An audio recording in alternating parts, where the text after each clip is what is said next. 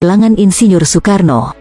Andai kata ia meninggal, dia tak mungkin dimakamkan di Taman Makam Pahlawan.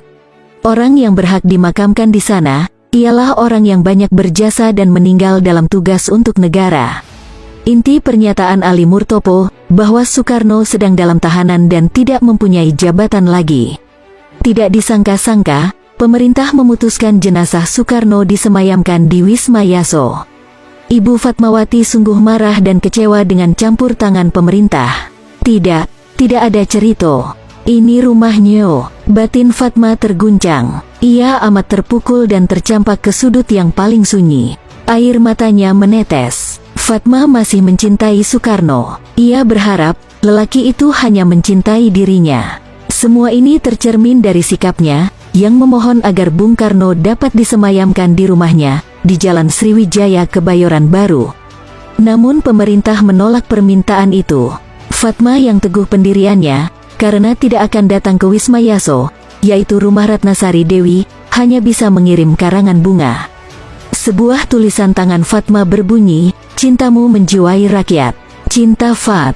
Sempat terjadi perundingan antara Hoegeng, kepala polisi RI yang bertindak sebagai wakil keluarga Bung Karno, dengan Alamsyah Prawira Negara dan Cokro Pranolo, yang menjadi asisten pribadi Soeharto.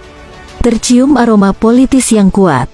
Pemakaman yang seharusnya menjadi perkara biasa dan diputuskan keluarga, ternyata menjadi perkara politis.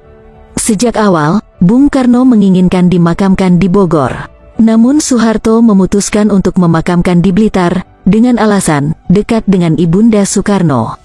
Ini yang kelak menjadi justifikasi Orde Baru dengan mengatakan, kota kelahiran Bung Karno di Blitar.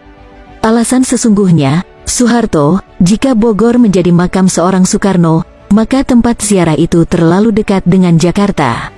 Secara politis itu berbahaya. Siang harinya, jenazah Bung Karno dibawa ke Blitar lewat Malang, dengan menggunakan pesawat Hercules dari Halim Perdana Kusuma. Perjalanan dilanjutkan melalui jalan darat ke Blitar, menembus rakyat yang memenuhi sepanjang perjalanan sampai makam. Bung Karno dibawa ke Taman Makam Pahlawan Blitar, yang waktu itu dikenal dengan nama Taman Bahagia Sentul.